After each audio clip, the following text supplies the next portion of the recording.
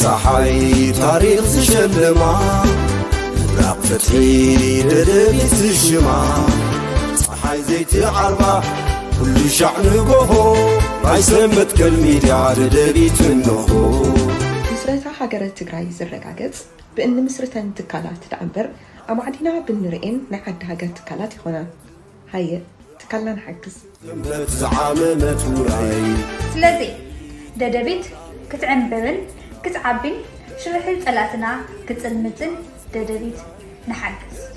أبلا ددبيت نخون ددبيت ميديانا لسان حزبنا ددبيت تيفي بعود كخمبت زعامة وراي ددبيت ميديا حزب تقراي ددبيت ميديا حزب تقراي ددبيت ميديا حزب تقراي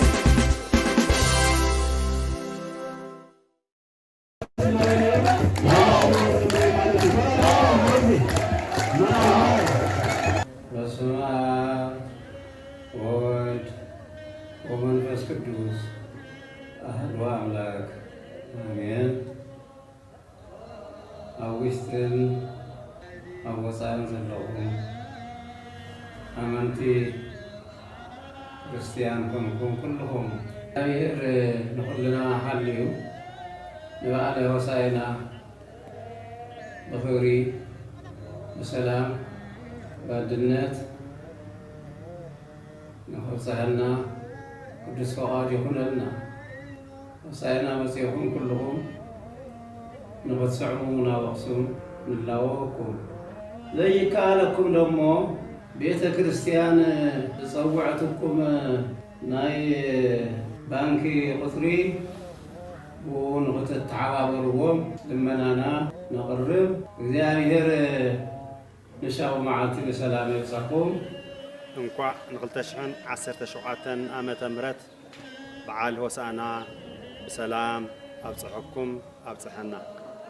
ሚያዝያ 4-5 2017 ዓመተ ምህረት ኣብ ርእሰ ኣድባራት ወገዳማት ኣክሱም ጽዮን ቤተ ክርስቲያን መጺኹም በዓል ሆሳዕና ከተኽብሩ ብኽብሪ ንዕድም ሰናይ በዓል ይግበረልና።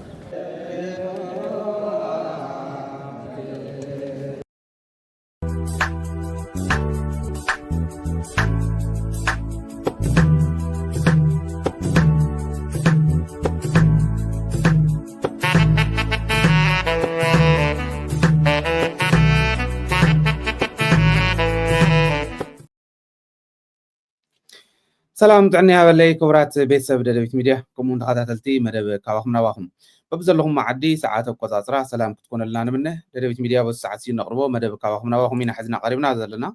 مسانا صنيحكم مدلواتنا كتكافلوا نخالطون كتكافلوا بزي قطامي صاوعيتين نقربكي نا مدبنا نايلومي مدب كواخم نواخم كوسدكم نايلوم مدبنا نجمرو بحنتي صاوعيت يزخون نفتو سنة وباوي عزيز حقوس زقبارات أوعيتيا زي أتري وازلهم ناي سنة وباوي تجارة لاي وني وبايزوي أفتح حلفن أبزناي حزن ناي كلتم عراف تجارة لاي أيو دمساوي عزيز حقوس أوعي تقريب الله أقدمو سلام تقريب لكم الله كاوجن بأوديو يكون بفيديو ناي عزيز حقوس درفتات بإيدو أنكم بزي فقادو زس عنكم أبي توبيخون أب كالوت بلاتفورم تات زس عنكم قدم ريبورت مقباري بقصر تليفون نابزن أبزي آتر أين زلوا زي رأيكم زلوا نابزين دولو ليل اللو قدم ريبورت مقبارو لذي نحنا ون كم ددويت ريبورت خجبر نايما نم channel سلازين دلي إحنا هون ملقتنا نحلف ندمساون تجارة لاين عزيز حقوس كعزل لنا خبري لعلم خانو وزيقات أمي كن جلس نفتو كم ددويت هذه أرتيست عزيز حقوس غير وزل صاوعيت نايلبا ما تيزول ابنة لنا أنا ريبورت مقباري كاليو عند حرص أقام تفاتيرو بزي فقادو ناي بعلو درفي بزي فقادو بيدو أنكم زسعنكم صعينهم لقيهم وسيدهم لقيهم يلو ريبورت غبر مخاله جن لبامات زغبرو ناي تግራዋይነት መግለጹን ስለዝኾነ سون قرع تግራዋይ ስለዝኾነ እዚ አቅሪብልኩም ኣሎ ኩልኩም ናይ ዓዚዝ ሓጎስ ደርፊ ዝፀዓንኩም ኦዲዮ ይኹን ቪድዮ ማለት እዩ ኮንታክት ክትገብርዎ ይፀውዕ ዘሎ ኦልሬዲ ፍቃዱ ክትረኽቡ ክትክእሉ ኣለኩም በዚ አጋጣሚ احنا እውን ሕሊፍና ኣለና መልእኽትና ናፍቲ ዋና ናይ ሎም መደብና ንእቶ ናይ ሎም መደብና ከምቱ ኣብ ርእሲ እውን ትርእይዎ ዘለኹም ትግራይ ክመቃቅልዋ ካብ ዝሓስቡ ሕዚ ሓድሽ ኣይኮነን ነዊሕ ግዜ ዝገበረ እዩ ነገር ግን ሕጂ ብግልፂ ጀሚሮም ኣለዉ ብግልፂ ጀሚሮሞ ዘለዉ ምንቅስቃስ እንታይ እዩ ዝብል ብደንቢ ልቢ ኢልኩም ከተድምፁን ይደሊ እየ ምክንያቱ ኮንስፓየር ስለ ዝኾነ ዝገብሩ ዘለዉ ካዮም ዝሰርሑ ዘለዉ ዝብል ንኩሉ ሰብ ግልፂ ዘይኮነሉ ይኽእል እዩ ለዚ ታሰርሕዋ ዘለዉ ፀላእትና ዝሰርሕዎ ዘለዉ ኣብ ውሽጢ ኮይኖም ናይ ፀላእት መተሓባበርቲ ኮይኖም ዝሰርሕዎ ዘለዉ እዚኦም ብደንብ እንድሕር ገሊፅናዮም ተተንቲናዮም ግን አይ ቲንክ ዝሓሸ ርድኢት እንተሃሊኩም ኩልና ብሓድነት ክንቃለሶ ንኽእል ኢና ዝብል እምነት ኣለኒ እንታይ እዮም ዝገብሩ ዘለዉ ከምቱ ትፈልጥዎ ናሽናል አይዲ ዝበሃል ይህቡ ኣለዉ ሃገራዊ መለለይ መንነት ማለት እዩ ንምንታይ እዮም እዚ ዝገብሩ ዘለዉ ናሽናል አይዲ ማለት እኮ ፓስፖርት ማለት እዩ ፓስፖርት እናሃለወ ኣብ ልዕሊ ፓስፖርት ካሊእ ናሽናል አይዲ ተባሂሉ ክወሃብ ሃገራዊ አይዲ ሃገራዊ መለለይ መንነት ተባሂሉ ካሊእ ክወሃብ ዝተሓሰበሉ ንምንታይ እዩ ክልተ ምክንያት ኣለዎ ልቢ ኢልኩም ኣድምፁኒ ኣብ ትግራይ እንታይ ይግበር ኣሎ ትግራይ ናብ 6 ዞባ ዘውረድሉ ከመይ ገይሮም እዮም ዝብል ከዓ ክነግረኩም እዩ ክልተ ምክንያት ግን ኣሎ እቲ ሓደ ምክንያት ሃገራዊ መለለይ መንነት ክወሃብ ከሎ ነቱ ኣብ ብሄራዊ ክልላዊ መንግስቲ ትግራይ ኣብ ብሄራዊ ክልላዊ መንግስቲ ኣምሓራ መንግስቲ እከል እናተባሃለ ብሄራዊ ክልላዊ መንግስታት ናይ ባዕለን መለለይ መንነት ዝህብኦ ዝነበራ ይነጥቕ ኣሎ ናሽናል አይዲ ዝኸውን ዘሎ ማለት ሃገራዊ አይዲ ዝኸውን ዘሎ ለዚ እታ ናይ ቀበሌ መለለይ መንነት ትወሃብ ዝነበረት ሃገራዊት ኮይና እታ ፓስፖርት እውን ሃገራዊት ኮይና ስልጣን ናይተን ክልላዊ መንግስታት ዜጋታተን ዘመሓድራሉ ዝቆፃፀራሉ አይዲ ካርደን ዳታቤዝ ዴቨሎፕ ተገይሩ በብክልሉ ከይህሉ መለለይ መንነት ሃገራዊ ኮይኑ ፓስፖርት እውን ከምኡ ሃገራዊ ኮይኑ ናይ ቀበሌን ናይ ካሊእን ስልጣን ነጢቆም ጠቕላላት ናይ ክልላዊ መንግስቲ ስልጣን ምንጣቅ እዩ እዚ ንምንታይ ይጠቕሞም መንገዲ ናብ ኣህዳውነት እዩ ብዙሓት መግለፅታት ኣለዉ ናይ ክልላት መማሓደርቲ ኣነ እየ ዝሾመልኩም ኢሉ ክልላዊ መንግስታት ስልጣነን ኮይኑ እንዳሃለዎ መረፃ ናይ ክልላዊ መንግስቲ ክገብራ ስልጣን ናይ ፌደራል ኣይኮነን ስልጣን ናይ ፌደራል ኣይኮነን ብደንብ ጌርና ክንርድኦ ሕገ መንግስቲ ዝብሎ እየ ዝብል ዘለኹ ብንባብ ደረጃ ምንም ካሊእ ትርጉም ዘየድልዮ ናይ ሕገ መንግስቲ ዓንቀፅ ዝብሎ እየ ዝነግረኩም ዘለኹ ስልጣን ኣለወን ናይ ግድን እታ ሃገር እተን ፌደሬት ኮይነናላ ዘለዋ እቲ ቃል ኪዳን ናይ ፌደሬሽን ኣብቲ ፌደሬሽን እምበር ኣብቲ ሃገር እምበር ኣብ ክልላት መፂኡ ዝሰርሑ ነገር ይብሉ ስልጣነን ተሓዲገን መረፃ ስለ ዝገበርክን መሰል ዓርሰ ውሳነኽን ስለ ዘረጋገፅክን ክበልዓክን እየ ኢሉ መፂኡ ኣብ ትግራይ ዝፈፀሞ ርኢና የለና እዚዩ ጉዕዞ ናብ ኣህዳውነት እዩ ኣብ ኢትዮጵያ ክኾን ድዩ ይኾን ኣህዳውነት ብዘይግድስ ዕሪና ክነከራኸረሉ ንኽእል ኢና ብካሊእ መድረክ እዚ ሓደ እዩ መለለይ መንነት ዝበሃል ብክልላዊ መንግስታት ፍጹም ከይወሃብ ዜጋታት ኩሎም በብመንግስታቶም ተወዲቦም በብመንግስታቶም ተመሓዲሮም ድሕሪኡ ናብዚ ጥዕሞም ብፌደሬሽን ክነብሩሉ ኣብ ዝኽእሉሉ ሃገር ከዓ ፌደሬት ገይሮም በተን ፌደሬት ዝገበሩለን በተን ቃል ኪዳን ዝኣተውለን ከዓ ብሓድነት ክሰርሑ እናተገበኦም ናሽናል አይዲ ጉዕዞ ናብ ኣህዳውነት መረጋገፂ እዩ ማለት እዩ ናሽናል አይዲ ለመውፅኦሞ ዘለዎ እዚ ከምኡ ኢሉ እንዳሃለወ ንኸም ትግራይ ዝበላ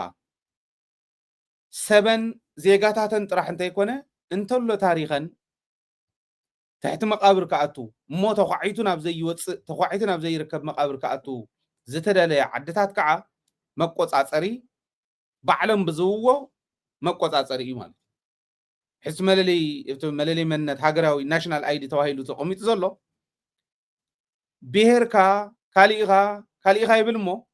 ተሳተፈሉ ዝነበር ተሳተፍካሉ ዓውዲ ስራሕ ኣብ መኸተ ዝነበረ እውን ንምፍላይ ኦኬ ኢሊት ዝበሃል እውን ብናሽናል አይዲ ክትሕዞ ትኽእል ኢኻ ምንም መውፅእ ዝበሃል የብሉን ናይ ትግራይ አይዲ ሒዝካ መለለይ መንነት ሒዝካ ኣነ ትግራዋይ ኢልካ ትወፅእ ትኽእል ኢትዮጵያ ትፈቅደልካ ኢትዮጵያ ክትዓፅወካ ትኽእል ማለት ትኸፍተልካን ተዓፅወልካን ኢትዮጵያ ትኸውን እዚ እውን ጉዕዞ ናብ ኣህዳውነት ኮይኑ ብዋናነት ግን ኣብቲ ናሽናል አይዲ ዓርሱ ዝኸኣለ መፍለይ ናይ ተጋሩ ዓርሱ ዝኸኣለ መፍለይ ናይቶም ካልኦት ዝፀልኦም ገይሩ የቕምጥ እሞ ንምቁፅፃር ይጥዕሞ ፌደራል መንግስቲ ህዝቢ ንምቁፅፃር ህዝቢ ጨፍሊቕካ ጨቁንካ ንምንባር ዋና መጨቆኒ መሳርሒ እዚኣ ትኸውን ማለት እዩ ዋላ ፓስፖርት ዘይብልካ መለለይ መንነት ሃሊካ ኬንያ ክትኣቱ ትኽእል ኢኻ ዩጋንዳ ክትኣቱ ትኽእል ኢኻ ብኻሊእ ክትኣቱ ትኽእል ኢኻ ናይ ኢትዮጵያ ሒዝካ ግን ኣብ ኢትዮጵያ እንተዘይውፅኢኻ እያ ክትከውን ኣይትኽእል ከመይ ይገብርዎ ከም ዘለዉ ራእዩ ሕዚ ክኸውን ይኽእል ዶ ኣህዳውነት ኣብ ኢትዮጵያ ኣህዳውነት ከምቲ ዳንኤል ክብረት ዝተመነዮ ንትግራይ ክቐብር ምስ ታሪክና ክቐብረና ምስ ታሪኮም ክቕበሩ ኣለዉ ንሕና ጥራሕ ኣይኮነስ ንዓና ዝመስሉ እውን ኤርትራውያን ማለት እዩ ነዚኦም እውን ኢልዎ ዝነበረ ልክዕ ከምኡ ብተግባር ዝተፈፀመሉ ስርዓተ ቀብሩ ዝተፈፀመሉ እንተሃለወ ኣህዳውነት ዳትስ ዋይ ኣብ ኢትዮጵያ ኣህዳውነት ኤክሰርሳይዝ ገብር ክጅምር ከሎ ኣብይ ኣሕመድ ኩለን ክልላት ነፃ ውጪ ዝበሃል ቡድን ዘይብላ እንተነኣሰ ብዝተወሰኑ ሓይልታት ዝተቋቆመ ዝተደራጀወ ዕጡቕ ሓይሊ ዘይብላ ክልል የለ 12 ክልላት ኣለዋ ኢንክሉዲንግ እታ ናይ ሕዚ ኣብ ቀረብ እዋን ተፈጠረት ማእከላይ ኢትዮጵያ ትበሃል እንተሎ ንሳ እውን ዕጡቕ ሓይሊ ኣፍርያ ኣብ ዓፋር ዕጡቕ ሓይሊ ኣሎ እንደውም ናይ ዓፋር ካሊእ እውን ኣለዎ ፀኒሕና ክንወፅእ ኢና ኣብ ትግራይ ክንድቱ ናይ ፀላእ ሓይሊ ዝኸውን ሓይሊ ኣሎ ኣብ ኦሮምያ ክንዱእ ዝኸውን ሓይሊ ኣሎ ኣብ ኣምሓራ ዝኒሄ ትርእይዎ ኣለኹም ኦኬ ኣብ ሶማልያ ኣሎ ናይ ቀደም እንደውም የኡጋዴን ነፃ ውጪ ዝበሃል ዕጡቕ ሓይሊ ዘለዎ ብሶማልያውያን እውን ዝድገፍ ምስ ካሊእ እውን ረኽቡ ዘለዎ ኣብ ሲዳማ ኣሎ የሲዳማ ነፃ ውጪ ዝበሃል ኦኬ ኣብ ማእከላይ ኢትዮጵያ ተሓዳሽ ኣሎ ኣብ ደቡብ ምዕራብ ኢትዮጵያ ኣሎ ኣብ ደቡብ ብሄር ብሄረሰባትን ህዝብታትን ኣሎ ኣብዚአን ምስር ናይ ቀበሌ ዝበሃል ዕጡቋት እውን ኣለዉ ሰብ እንዳጨፍጨፍ ዝነብሩ ኣብ ጋምቤላ ዕጡቋት ናይ ጋምቤላ ኣለዉ ነፃ ውጪ ዝበሃሉ ኣብ ቤንሻንጉል ኣሎ ኣብ ኢትዮጵያ ዕጡቕ ሓይሊ ዘይብለን እተን ክልተ ኣስተዳደር ዝበሃላ ዓርሰን ዘመሓድራ ዓበይቲ ከተማታት ናይ ኢትዮጵያ ድሬዳዋን ካብተን ክልላት ብተወሳኺ ብክልል ደረጃ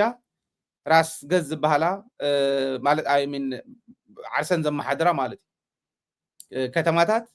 ናይ ፌደራል ከተማታት ኣዲስ አበባን ድሬዳዋን እየን ኣዲስ አበባን ድሬዳዋን ጥራሕን ዘይብለን ንሱ እውን ናብ ካሊእ ተሓዊሶም ማለት ክልቲአን ኣብ ኦሮምያ እየን ኢሎም ስለ ዝሓስቡ ኣብ ኦሮምያ ዘሎ ሓይሊ ናብኦም ክሕወስ ዝኽእሉ ዝብል እምነት ኣለኒ ካፍተን ክልላት ከተማ ኮይና ንእሽትለይ በማእተ ሸሓት 300-400 ኣደሬ ዘለዎ ሃረር ጥራሕ እያ ንሳ እውን ዓርሱ ዝኸኣለ ከዓ ናይ መኸት ሓይሊ ኣለዋ እዚ ዝኾነትሉ ኢትዮጵያ ንምንታይ ዕሪና ጥልቕ ኢልና ክንግምግሞ እንተኽኢልና ይወደግ ዓርስኻ ናይ ምምሕዳር ብባህልኻ ብቅርስኻ ብመንነትካ ናይ ምኹራዕ ክብሪ ኣምሂርዎን እዩ ንብሄር ብሄረሰባት እተን ክልላት እውን ዓርሰን ከመሓድራ ዝኽእላሉ መንገዲ ኣቕሚጡሎን እዩ ስለዚ ብመንነቱ እንዳተኸበረት ፀንሐ ኣፈላላይና መልክዕና እዩ ተባሂሉ ልዩነታችን ውበታችን ነው እንዳተባሃለ እናተዘመረሉ ፀንሐ ናይ ናሽናሊቲስ ናይ ብሄር ብሄረሰባት መንነት ኣነ ባዕለይ ብላዕሊ ዘፍሰልክን ዘንጥበልክን እንዳለሓስክን ትነብራ እምበር ባዕለይ ሸመልኩም እንዳመሓደርኩም ይነብሩ እምበር ብኣህዳውነት ትመሓደሩ እምበር መሰል ዓርሰ ውሳነ ዝበሃል የለን ክበሃል ከሎ ኩሎም ወፂኦም ብኢህወደግ ዘመን እውን ይነበሩን ማለት ኣይኮነን ዕውዳት ነይሮም እዮም በዓል ብርሃኑ ነጋ ዝመርሕዎ እንታይ ከም ዝመርሑ ዘይፈልጡ ናይ ስልጣን ጥራሕ ስልጣን እንተተዋሂብዎም ኣፎም ክዓውሱ ዝኽእሉ ውዳበታት ነይሮም ናይ ትግራይ እውን ኮ ነይሩ ድምሒት ተመሊሱ ኣትዩ ከምዚ ሕዚ ዝኒሄ ፉል ፍሌጅ ዝኾነ ጦርነት ዝካየደለን ክልላት ግን ነይረን ኣይፈልጣ ይትረፍ ደብ ኢትዮጵያ ኣብ ከባቢና ዘለዋ ሃገራት እውን ሰላመን እተኽብር ዝነበረት ኢትዮጵያ ነይራ ንምንታይ መሰል ዓርሰ ውሳነ እስካዕ ምግንፃል ስለ ዝሃበተን ፎቴን ዝተጠርነፋላ ኢትዮጵያ እምበር ኖ ኢለን ተጨፍጭፈን እውን ተገዲደን ዝኣተዋላ ኢትዮጵያ ስለ ዘይነበረ ስለዚ ኣህዳውነት ክኸውን ይኽእል ዶ ብመንነትካ ናይ ምኹራዕ ኮረመለ ማፅዩ እንታይ ከም ዝጥዕም ዝፈለጠ ብሄር ብሄረሰብ ተመሊሱ ሕዚ ንዓ እግረይ ሕፀበኒ ቆዳ ቆርበት ተኸዲነ ሓደ ኢደ ውፅአ ኣነ እየ ዝእዝዘካ ተመለስ ናፍቱ ናይ ቀደም ናይ ዘመን እኒ ሲሶን ነጋሲ ሲሶን ሓራሲ ሲሶን ቀዳስ እንዳበልካ ክፈል ከምዚ ዓይነት ናይ ድንቁርና ቀደም ዝተረፈ እሞ ብቃልሲ ህዝቢ ትግራይ ዝተሰዓረ እሞ ብሄር ብሄረሰባት መቐረቱ ዝጠዓምኦ ተመሊስና ናብኡ ክንከዲና ዝብላ ኣለዋ ኣይሰርሕን ኣብ ኢትዮጵያ ናሽናል አይዲ ዝብል ግን ሕዚ ዘመናዊ ጭቆና ዘመናዊ ብዝበዛ ዓይነት ገይሮም መምፅኦም በዚ አንተ ዘይሓሊፍኩም ናብ ትኸድዋ ስለ ዘይብልኩም ኣነ ዝበልኩም ትገብሩ ዝዓይነቱ ናብ ኩለን ክልላት ተኣታት እዮም ኣሎ ኣነ ኩለን ክልላት እዚ ክነፅጎ ኣለዎን ባህል እየ ምክንያቱ ክልላት መንግስታት እየን ብሄራዊ ክልላዊ መንግስቲ እከለ ይዝበሃል ሰልፍ ኦቶኖሚ ኣለዎን ኦቶኖሞስ ዝኾነ ፓወር ኣለዎን ፌደሬት ክገብራሎ ዘለዎን ከዓ ፌደሬት ይገብራ ብፌደራል ተፀቂጡ ናይ ግድን ተገዲድካ ትገብሮ ዝበሃል የለን ኣብ ሕገ መንግስቲ እውን የለን ነዚኦም ሕገ መንግስቲ እውን ክቅይሩ ዝኸዱ ዘለዉ ክቕበሎ ዲት ህዝቢ ይቕበሎም ክንሪኦ ኢና ብዋናነት ግን ኣብ ኢትዮጵያ ኣህዳውነት ተመሊሱ ክነግስ ኣይኽእልን ከይምለስ ዝተቐበረ እንተሃለወ ኣህዳውነት እዩ ጥዒሞና እየን ባዕለን እየን ክቃለሳ እዚ ሓደ ንሓዝ ንምንታይ ዳ እዮም ዝገብሩ ዘለዉ ከመይ ከ እዩ ምስቱ ትግራይ ናብ 6 ዞባታት ዝብል ኣተሓሒዝካዮ ክትብሉ ንትኽእሉ ኢኹም ምዕራብ ትግራይ ደመቀ ዘውዱ እውን ዝፀሓፎ ደብዳቤ ሪኢኹሞ ትኾኑ ኢኹም ኣብ ቀረብ እዋን ዝወፀ ደብዳቤ ማለት እዩ ወዲ ወረደ እውን ባዕሉ ኦልሬዲ እዘን ከምዚኡ ዓይነት ዝወፃ ዘለዋ ጠጠው ክብላ ኣለዎን ንግዚኡ ኢሉ ዘውፅኦ ደብዳቤ ኣሎ ናይ ደመቀ ዘውድን ናይ ወዲ ወረደን ከሪኦኩም እዩ እዚ ዲስፕሌይ ክንገብሮ ኢና ከመይ ገይሮም እዮም ንምዕራብ ትግራይ ናብ ኣምሓራ ከካልሉ ሙሉእ ብሙሉእ ማለት እዩ ኦልሬዲ ካሊለ እሞ እንታይ ቃፍታ ሕሞራ ቀፍታ ሰቲት ሕሞራ ዞን ዶ ገሊሎም ወልቃይት ጠገዴ ሰቲት ሕሞራ ዞን ኢሎም ዞባ ኣብ ትሕቲ ኣምሓራ የመሓድርዎ ኣለዉ እዚ ተፈተወ ተፀልአ ናይ መለለይ መንነት ክንህብ ኢና ፈቲኹም ፀሊእኹም ንሕና ንወኩም ተቕበሉ ዝብል ደመቀ ዘውዱ ዝፀሓፎ እዩ ወልቃይት ጠገዴ ሰቲት ሕሞራ ዞን ኣብ ዝብል ኣብ ትሕቲ ኣምሓራ ክልል ክንወኩም ኢና መለለይ መንነት እዚኣ ኢና ንወኩም ኢሉ ቃል ብቃል እውን መለለይ መንነት ክንወኩም ኢና ተዘራሪብና ከም ዝበሎ መቕሪበልኩም ነይረ እቲ ናሽናል አይዲ ዝወሃብ ዘሎ ንደቂ ምዕራብ ትግራይ ኣብ ትሕቲ ኣምሓራ ገይሮም ክህብዎም ኣብይ ኣሕመድ ስለ ዝኣዘዞ እምበር ደመቀ ዘውዱ ሰብ ኮይኑ ከምዚ ክብል ኣይኽእል ትእዛዝ ዝቕበል ዘሎ ትወዲ ምዕራብ ትግራይ መለለይ መንነት ክረክብ እንተኮይኑ ግዝያዊ ኣይኮነን መለለይ መንነት ትግራዋይ ስለ ዝኾነ ምዕራብ ትግራይ ተባሂሉ ክዋ እዚ ተቃልሲ ክኸውን ዘሎ ቀስ እናበሉ ግን ብናሽናል አይዲ ኢና ንገብሮ ተባሂሉ መሬት ትግራይ መውረሪ ኣህዳውነት መቐፀሊ ዝግበር ዘሎ ምዃኑ ተን ክልተ እዚአን ምዃነን የኽርዮ እዚው ወዲ ወረደ እውን ደብዳቤ ጽሒፉ ኣሎ ዝውሃብ ዝነበረ ግዝያዊ መለለይ መንነት ንግዚኡ ጠጠው ይበል እዚ ጥሒስኩም ከይትኸዱ ኢሉ ኣሎ እቲ ምክንያቱ ኣይቕመጦን ግዝያዊ ዝበሃል መለለይ መንነት ግን የለን ኣነ እቲ ናይ ትግራይ መለለይ መንነት ናይ ትግራይ መለለይ መንነት ብሔራዊ ክልላዊ መንግስቲ ትግራይ ዝሃቦ መለለይ መንነት ዳስ በብቀበሊኡ ክወሃብ እንተኮይኑ በብጣቢኡ ካብ ሕድሕድ ጣብያ ኣብ ብሔራዊ ክልላዊ መንግስቲ ትግራይ ጣብያ እከለ ተባሂሉ ይኽወሃብ ዘሎ ካብዚ ወፃኢ ዘይተስማዕማዕናሉ ኣብ ኢትዮጵያ ማንም ተኣኪቡ ብዝወሰኖ ትግራይ እውን ከምኡ ግበሩ ተባሂሉ መለለይ መንነት ክትህቡ ከይትርከቡ እንድሕር ዘይተረዲእኩም እዚ ዝርድኦም ምሁራን ኣኪብካ ኣማኽሩና ምባል ኣንቱም ኣማኸርቲ ትበሃሉ እውን ረብሓ ህዝቢ ትግራይ ሕሊፍካ ንምሃብ መንነትና ክብርና ሕሊፍካ ንምሃብ ትገብርዎ ከይዲ ጠጠው ክተብሉ እዩ ዘለኩም ኢለ ኣነ እውን ክሕልፍ ዝደሊ ጠጠው ክብል ክኽእል ኣሎ ከም ዝበለ ተንኮል ናይ ኢትዮጵያ ኣቐዲምና ዕሪና ነቂሕናሉ ንምንታይ ይኸድኹም ዘለዉ ከም እንተዘይነቂሕናሉ ብስሩ እውን እኮ ፌደሬሽን ይፈርስ ኣሎ ማለት ኮይኑ ሕገ መንግስቲ ናይ ኢትዮጵያ ይከበር እንዳበሉ ቦትዩ ኣብ ፕሪቶሪያ እውን ፈሪምናሉ ዝመፃና ሕገ መንግስቲ ይከበር ኮይኑ እንዳሃለወ ሕገ መንግስቲ ናይ ኢትዮጵያ ዝሓቆፎም እዮም ኩሎም ክልላት ዝተቋቆምሎም መስርሕ ናይ ባዕሎም ሕገ መንግስቲ እውን ኣለዎ ካብ ሕገ መንግስቲ ናይ ክልላትን ናይ ሃገርን ሕገ መንግስቲ ወፃኢ ዲዞልቭ ንምግባር ዝግበር ከይዲ ትክክል ኣይኮነን ብደንብ ክንቃለሶ እዩ ዝግባአና ንዓና ናብ መፃወድያ ንምእታው ዝግበር ዘለኹም ምዃኑ ክርዳእና ክእል ኣለዎ እዩ እቶም ፀላእቲ በዚ ጥራሕ ኣይኮነን ኣብዚ ለምቅና ክገብርዎ ዝቐነዩ ተስታውስዎ እዩ ኢትዮጵያ ኣብ ልዕሊ ትግራይ ዝቐልደቶ ዓብይ ታሪክ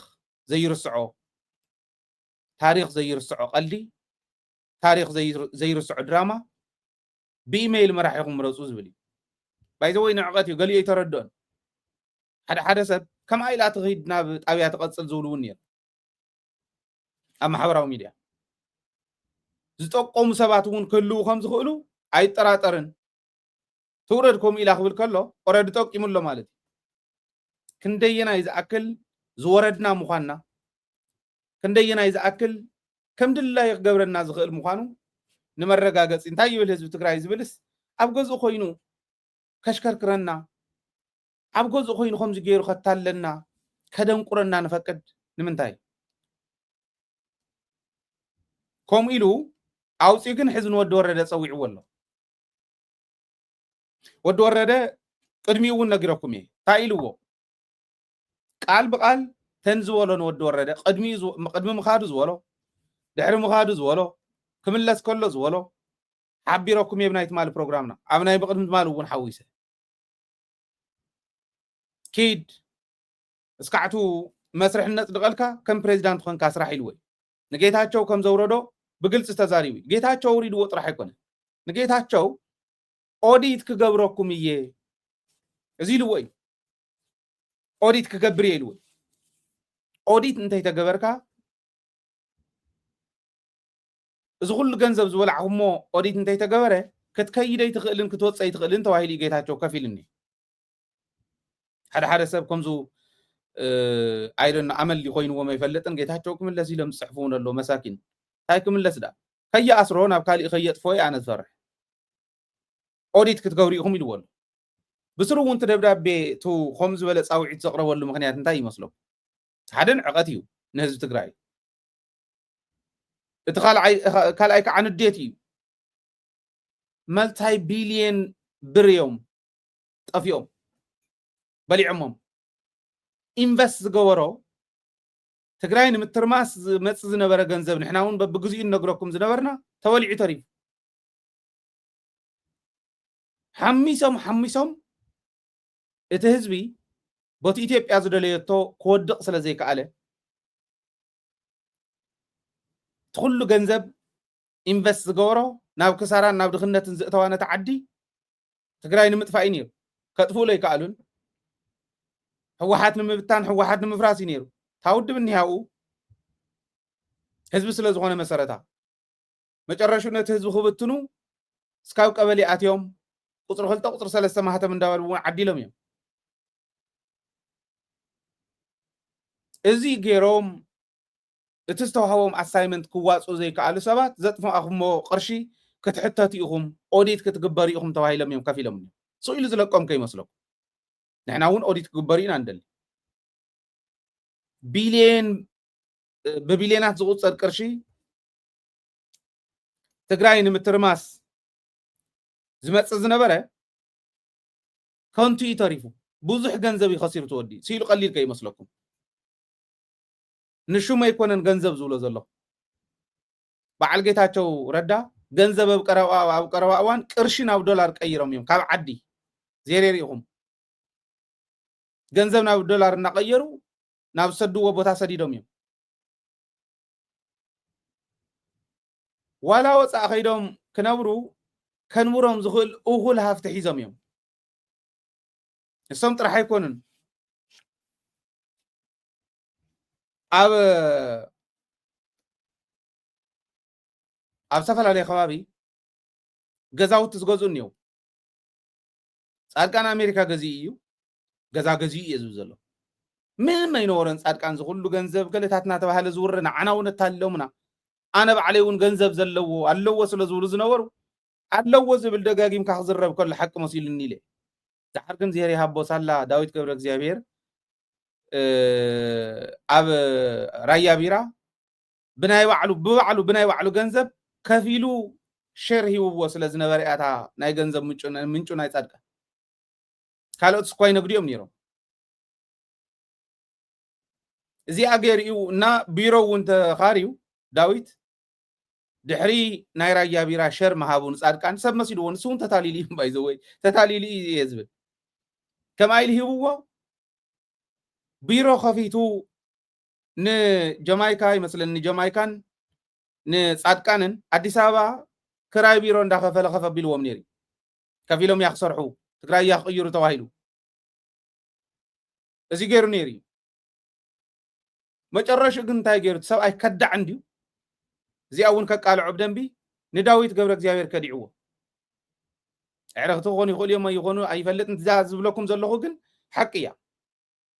ከዲዕዎ ከመይ ገይሩ ዳዊት ኣብ ራያ ቢራ ዝዓበየ ሸር ዝነበሮ ንሱ ስለ ዝኾነ ይሸየጥ ኢሉ ወትዋትን ደላላ ናይቶም ገዛእትን ኮይኑ መፂ ጻድቃን ሰብ ያው ተጠቂሙ እዩ ዳዊት ኣውዚኹም ስገን ኣለዎ ብዙሕ ሰብ ተጠቂሙ ሸር ዝገዝአ ብዝተወሰነ ዝገዝኦ መዓት ኣማይተ ሸሓት ተቐቢሎም እዮም ብዙሕ ሰብ ጻድቃን ግን ሕዚ እውን ሸር ኣለዎ ታሸሩ ብደላላነት ዝረኸባ እዩ ካብ ሓው ካብቲ ሸር ገዝኡ ዝሃቦ ተመንጢላ ናብ ካሊእ ክትከይድ ብምግባር ንሱ ክረኽባ ዝኽእል ጥቕሚ ብምሕሳብ ንባዕሉ ሸር ኣትሪፉ ሸጥና የለና ተባሂሉ ዳዊት እስካዕ ሕዚ ርግፀኛ እየ ሕጂ እውን ተፈሊጥዋ ፅቡቅ እዩ ኣነ ሓዳሽ የታ ኢንፎርሜሽን ረኺበያ ባዕሉ ኣለዎ ጻድቃን ኣለዎ ሸር ኣለዎ ደላላ ኮይኑ ይመፅዩ ነቶም ዝገዝኡስ ካብ ዳዊት ንክገዝእዎ ዳዊት እውን ክሸጦ ከም ዘለዎ ደሊሉ ኣሺጡ ንባዕሉ ግን ሸር ሒዙ ንባዕል ዳዊትን ካልኦትን ኪካውት ገይሩ ንዕኦም በቃ በሸይጦም ገለል ንኽብሉ ገይሩ ዋንነታ ናይ ዓዲ ሃገር ኮይና ጻድቃን እውን ግን ዘለዋ ኮይና ኣላ ሕዚ ማለት እዚኣ እታ ገንዘቡ ነይራ ናይ ጻድቃን ኣሜሪካ ግን ገዛ ገዝኡ ብካሽ ገዛ ገዝኡ ንሱ ጥራሕ ኣይኮነን ኣሰፋ ብርሃ ኣብ ባሕሪ ወሰን ኣብዚ ዝገዝኡሉ ሰባት ኣለዉ ከም ዝገዝኡሉ ንፈልጦም ኢና በግዚኦም ክነቃልዖም ኢና ዝገዝኡሉ ብገንዘቦም ከይመስለኩም ካብ ትግራይ ባጀት ትግራይ እዚኡ ብጭብጥ ዛረቦ ዘለኹ ንዓይ ክኸሰኒ ዝደሊ ሰብ እንተሃልዩ ሕዚ ክሰሰኒ ጻድቃን እውን ኣይ የብለይን ሸር ዳዊት ኣይኮነን ሸር ሂውኒ ነይሩ ንዳዊት ብቱ ዝነበሮ ሸርን ቶም ካልእ ህዝቢ እውን ንኽሽየጥ ራያ ቢራ ደላላይ ኮይነ ይቀረብኩን ኣይገዛእኹን ኣሜሪካ ይበለኒ ኣሰፋ ብርሃ እውን ኣብ ባሕሪ ወሰን ገንዘብ ናይ ትግራይ ገንዘብ ትእምት ካፍቶም ንትግራይ ከበሳብስዎም ዝለኣኽዎም ሰባት ዝተቐበለ ገንዘብ ሒዙ ኣብዚ ግዝእሎ ኢሉ ኣብ መሬት ምግዛእን ምሻጥን ገዛ ምግዛእን ምሻጥን ዝሰርሑ ኣብ ሪል ስቴት ዝሰርሑ ዘለዉ ሰባት ኣብ ባሕሪ ወሰን ክንደይ ናይ ዝኣክል ክባር ምዃኑ ፍለጡ ሕሰቡ ገዚኡ ኣሎ እዚኦም እዮም እቶም ሰባትኩም ኣንቱም መንጨብጨብቲ ተንጭውጭቡ ዝነበሩ ቶም ዓዶም ዝሸጡ እዚኦም እዮም ቀዲምና ፈሊጥናዮም ምዝራብና ዋላ ዋጋ እንተኸፈልና ትካልናን ግለሰባትን ኣነ በይነ ይኮንኩን ባይዞ ያብ ዓዲ ዘለው ስታፈይ እውን እዮም ዝቕጥቀጡ ግን እስካዕ ሕዚ ብሓቦ ብፅንዓት ይቃለሱ ኣለዉ ንቃለስ ኣለና ፈሊጥናኩም ስለ ዘቃላዕናኩም ሓጎሰይ ወሰን የብሉን ህዝቢ ትግራይ ትዝነገርክዎ ትዝነገርናዮ ብደደቢት ኣቢልና ሰሚዑ ስጉምቲ ደይወሰደን ናይ ባዕሉ ምሕደራ ናይ ትግራይ ሰሚዖም ስጉምቲ ደይወሰዱን ናይ ባዕሎም ኣዘርዋይስ ግን ሰብ ሃፍቲ ኮይኖም እዮም ዝወፅ ዘለዉ ኣብ 2 ዓመት ቢልዮነር ኮይንካ ትወፅእ ጌታቸው ረዳ ስልጣን የድልዮን ሕዚ እኹል ገንዘብ ኣለዎ በየነ ስልጣን የድልዮን ሕዚ እኹል ገንዘብ ኣለዎ ዓብዱላይም ከይዶም ታስተረፈት ዕድሚኦም ክነብሩሉ ዝኽእሉሉ ተንደላቂቆም ሱርሃፋትም ኮይኖም ክነብሩሉ ዝኽእሉሉ በዓለ ሰፋ ብርሃ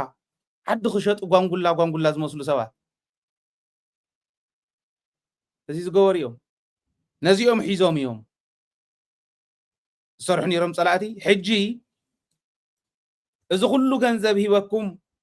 ትግራይ ክተበሳብሱ ትግራይ ክትብትንዋ ሕወሓት ክትብትንዋ ሂበኩም ኣይገበርኩምዎን ኦዲት ክትግበር ኢኹም ተባሂሎም ተታሒዞም ኣለዉ ማለት እዚ እዩ ስለዚ ንሕና ክልተ ምዃኖም ደጋጊምና ኣሕሊፍና ኢና ክልተ ዓይነት ሰብ ኢና ዘለና ኣብ ትግራይ ዋላቶም መራሕቲ ኣብ ክልተ እዮም ዝምቀሉ እቶም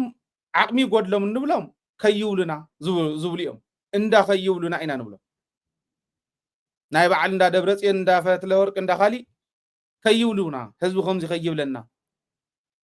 ኦኬ እዚ ኩሉ ጉድ እናተሰርሐ እናሃለወ ጌታቸው ምስ ተመረፀ እውን እናፈለጡ እናሃለዉ በዓል በየነ በዓል ካሊእ ተጎሪ ፖ መፅኦም እከለ ይኹነልና ኢሎም ናብ ግዜያዊ ምሕዳር ክእትዉ ከለዉ ብኢድ ክሽነፉ ከለዉ ከይውሉና ኢሎም ስኺሎም ትሰብ ይዓብድ ስለ ዝነበረ እንታ ኮይኖም እቲ ግዜያዊ ምሕዳር ዘየጣይሽዎ ገለ ዝብል ይሓስብ ስለዝዛረብ ስለ ዝነበረ ከይውሉና ኢሎም ስኺሎም እቶም ዝበሉ ይበሉና ዝብሉ ከዓ በዓል ጌታቸው ንሶም እንዳ ዝበሉ ይበሉና ንበሉ እንዳ ከይውሉናን እንዳ ዝበሉ ይበሉናን እዩ ሽግር ፈጢሩ እንዳ ከይውሉናን እንዳ ዝበሉ ይበሉናን ዓይነት ኣመራርሓ እዮም ህዝቢ ዘታልሉን እዮም እቶም ዝበሉ ይበሉና ለማዓንቲ እንተደልዮም ኣብ ልዕሊ ህዝቢ ይሸኑ ዝበለ ይበል ህዝቢ ፅባሕ እንተደልዮም ሰባት ይኣስሩ ዝበለ ይበል ህዝቢ ዝበሉ ይበሉና እዮም እቶም ከይውሉና ግን ከይውሉና እንዳበሉ እስካዕ ሕዚ ዘብልዑና ዘለዉ ንሶም ጻድቃን ጌጾ ይኸይድ ከም ዘሎ ካብ ንነግረኩም ሃይለ ብዚ መድረክ እዚኦም መደብ ካባኹም ናባኹም ምቕራብ ካብ ዝጅምሮ ዓመታት ኣሕሊፉሎ ግዜያዊ ምሕዳር ተሸይሞም ሕወሓት ሪፎርም ክንገብር ኢና ክብሉ ከለዉ እዩ ሄይ ኣካይዶኦም ኣይጥዑምን ጌጋ እዩ ከብልዑና እዮም እንዳበልና መፂና ሕዚ ንባዕሉ ንኣዲስ ኣበባ ንግዛዕ ንኣሜሪካ ከይዱ ገዚኡ ምስ ደቁ እንዳላቀቀው ዓርሲ ግን ገዲፉልና ከይዱ እዚኦም ትርእይዎም ኣለኹም ቀዋም ኮሚቴታት ግዜያዊ ቤት ምክሪ ክልል ትግራይ ከም ዝበለ ምሕፈሪ ዘመን ዘየለን እዩ ውድባት ተባሂሎም ኩለንቶም ናይ ውድባት ተባኣን እዮም ራይዎ ቀዋም ኮሚቴ መራሕቲ ኮይኖም ስልጣን ተወዳዲሮም ክረኽብዎ ዘይከኣሉ ስልጣን በቋራጭ ብናይ ጻድቃን መንገዲ ኣትዮም ግዜያዊ ቤት ምክሪ ኢሉ ንህዝቢ ትግራይ ኣቐሚጡሉ ኸይዱ ሕማቕ ከልቢ እንተሃሊካ ኣብ ደጎል እንዳሸነ እዩ ዝሕምሰካ የሽትታ ሽታ ብሽታ ገብራ ሽታ ብሽታ ገይርዋ ኸይዱ ጻድቃን ነዛ ዓዲ ዓርሲ ገዲፉልና ኸይዱ ዓርሲ ማለት ላሕሚ ትወልድ እሞ ይሞታ ትብተይ እንተሞይቱ ክትሓልብ እንተደሊኻ ነቲ ቆርበት ናይቲ ብተይ ምራኸም ሲልካ ብዝኾነ ተቆርበቱ ቀሊጥካ ዕንጨይቲ ግዛዕንዛዕ መላሊእኻ ሓሰር መላሊእኻ ምራኸም ሲልካ ተቕርበላ ጨውቲ ንስንሰሉ ንዑ እንዳለ ሓሰት ፃባት በካ ትሕለብ ዓርሲ ጻድቃን እዮም እዚኦም ዓርሲ ትብተይ ሞይቱዋ ትግራይ ኣሽቲትዋ ኣብኪትዋ ዝኸደ እዩ ንባዕሎም ሊጡ ዓርሲ ገዲፉልና ኸይዱ ትግራይ ሕጂ እውን ብከምዚኦም ትርበሸላ ማለት ትሕለብ ይብላዕ ግዜያዊ ቤት ምክሪ ተባሂሉ ንዓለም ይግረሞ ቤት ምክሪ ተሸይሙላ ብኢሊት ቤት ምክሪ ተሸይሙሉ ህዝቢ ትግራይ ይነብር እዚኦም እዮም عرسنا يصادقان يزبلعنا نزا غزياو بيت مخرج زبلوا زلو عرسنا يصادقان تليلكم مفرسوا حجون يزارب الله هاي لصل اهلينا يكون مانم ناب سلطان يوصا اوكي بعل عندهم بعل አሉላ የዝርእ ዘሎ አሉላ ፕሬዝዳንት ኮይኑ መርሓ ገብረ ማርያም መርሓ ዓንዶም መርሓ ኣይእትወንን ኣነ ተመሪፁ ብህዝቢ ትግራይ እንትኮይኑ ብባዕልኻ ብኢደወነንካ ብናይ ተንኮል ናይ ፍሕሶ ፍልፍል ዝኾኑ ሰባት ዓደሽቲቶም ዝኸዱ ዓደበላሽዮም ዝኸዱ ዘለዓለሞም ናብ ከምዚ ዓይነት ከምቲ ዓንቶ ዝብሎ ዝነበርኩ ገንዘቡን ከምኡ ሓቱ ዝኸድዐ ዳዊት ሕተትዎ እንተደሊኹም ኣነ ርግፀኛ እዚኣ ምስ ሰምዐ ኣሃ ኢሉ ክሓትት ክጅምር ክረኽባ ይቕዓታ እታ ሚስጥራ ጻድቃንስ ኣለፍቱ ሸር ኣለዎ ክበሃል ከሎ ዳዊት እንተሰሚዑ ርግፀኛ እየ ክዓብድ ከመይ ገይሩ ከም ዘሸጦ ስለ ዝፈልጥ ማለት መፈንቅለ መንግስቲ እንዳገበረ ዝመፀ ካብ ቀደሙ ብትምክሕቲ ተወጢሩ ዝመፀ ምንም ቁም ነገር ሓንቲ ጥር ትብል ንትግራይ ዘይሰርሐ እናፍረሰ ዝመፀ ሰብ መወዳእቱ እርጋኖ ኣብ 80 ዓመቱ ዓርሲ ገዲፍልና ኮይኑ ዓርሲ ተለበሎ ፍርስዋ ሰራዊት ትግራይ ቀልጢፍኩም ፍርስዋ ወዲ ወረደ እዚኣ ይክድሕድሓ ዘለዎ ናይ መጀመርያ ይከኣል እዩ ምስ ኢትዮጵያ ተዘራሪብካ እቱ ህዝቢ ዝመረፆ ቤት ምክሪ ይመለስ ክቅየር እንተሃልይዎ ተለይልና ናብ መረፃ ንእቶ ይቀየር ብመረፃ ብካርዲ በቋራጭ ኣይኮነን ነዚኣ ዝህብ ዘሎ ገንዘብ ዝህብ ዘሎ ጠጠው የብል ንሳድርቕዋ ባዕሎም እንደኽብተኑ ብዘይ ገንዘብ ሰርሕልን ገንዘብ ክብላዕ ስልጣን ክርከብ ይተኣትኒ ህዝብካ ትሸይጥ ከምዚ ኢልካ ፅባሕ ንጎ ፓርቲታት ኮይኖም ፓርቲ መሪሖም ክመፁ ክመርሕዎን ህዝቢ ትግራይስ ባዕሎም ናይ ኢሊት ፖለቲካ ናይ ኢሊት ቤት ምክሪ ንህዝቢ ትግራይ ዓርሲ ጻድቃን እዚ እዩ ፅልኢ ሕወሓት እዩ ከም ገይርዎን ጻድቃን እውን ፅልኢ ሕወሓት እዩ ከም ዝገብሮም ዘሎ ንካልኦት እውን ፅልኢ እከለ ዝበሃል መራሒ ኢኹም ዝገብሮ ዘሎ ኢልኩም ከይትሓዙ ጠቅላላ ፅልኢ ህዝቢ ትግራይ ወይ ህዝቢ ትግራይ ዝፀልኡ እኮ ብሄር እውን ቀይሮም እዮም ህዝቢ ትግራይ ዝፀልኡ እኮ ዝገበርኩም ግበርዋን ትግራይ ጨፍጭፍዋ ኢሎም ትማልኹም ነስማዓኩም ዝነበርና እኮ ትግራይ ክትጭፍጨፍ ኣለዋ ትግራይ ክትብተን ኣለዋ ኢሎም ለይትን ቀትርን ዝፅዕሩ ኦኬ ከምኡ ኮኒው ትግራይ ንኽትብተን ለይትን ቀትርን ምስ ዝፅዕሩ ፀላእቲ ዝሰርሑ ታንኪ ኣርኺብና ንሕና መድፍዒ ኣርኺብናስ ታንክን መድፍዕን ቀቢሮም ኣለዉ ዝብሉ ዓዶም ብሄሮም ዝቕይሩ ብፅልኢ ሕወሓትን ብፅልኢ ህዝቢ ትግራይ ወሕዛዲክ እኮ ፅቡቕ መራእያ ኮይ ፅልኢ ሕወሓት ፅልኢ ህዝቢ ትግራይ ብሄረ ቀይርዎ ንዛዲግ ዛዲግ ገብራ ፅልኢ ሕወሓት ፅልኢ ህዝቢ ትግራይ ውዕለታ ዝወዓለትሎም እያ ንክልቲኦም ከመይ ከም ዝኣተው ነጊረኩም እየ ትማሊ ምስ ጌታቸው ማለት እየ ንጌታቸው እውን ዕቢዳቶ ገንዘባ መጥሚጡ ኣዴታታ ፅፊዑ ዋሪዱ